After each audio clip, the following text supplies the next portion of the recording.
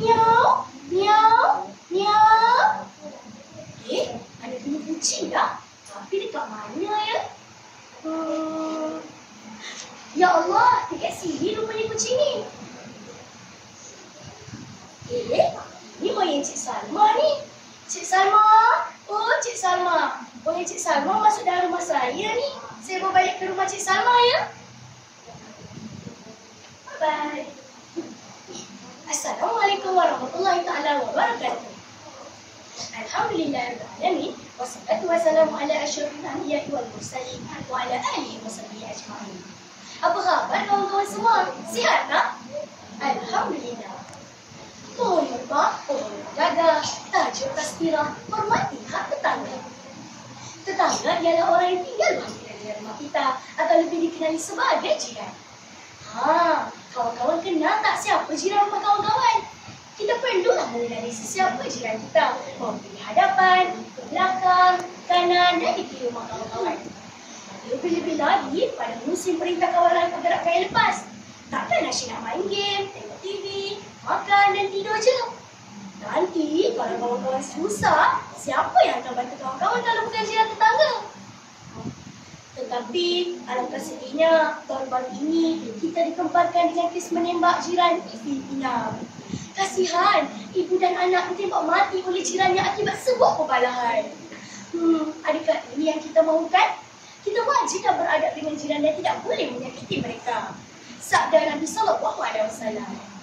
An Abi Hurairah radhiyallahu anhu anna Rasulullah sallallahu alaihi wasallam qala: "Man kana yu'minu billahi wal yawmil akhir fala yu'zi jarah."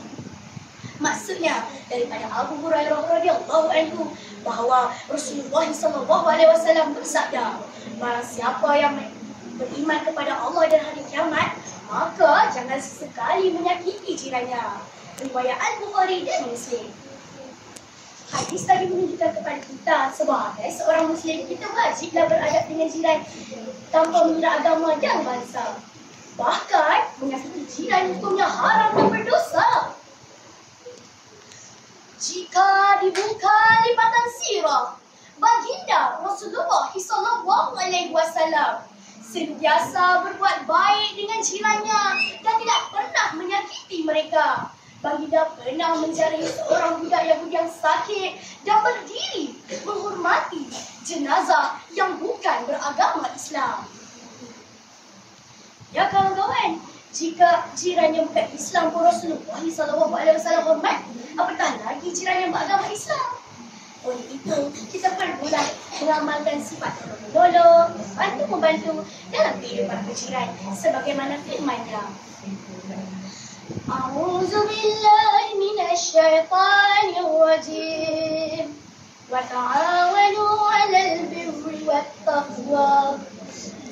Maksudnya, dan bertolong-tolonglah kamu dalam perkara yang membawa kepada kebaikan dan takwa.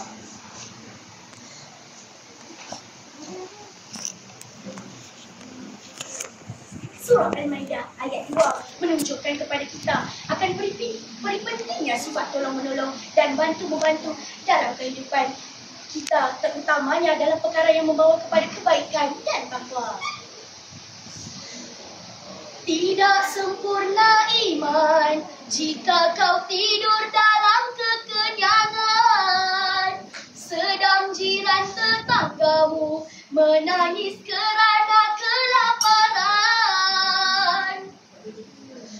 Hak tetangga berkenal bermesra, hak tetangga menggembirakannya, hak tetangga bertanya kabarnya, makan minumnya semua.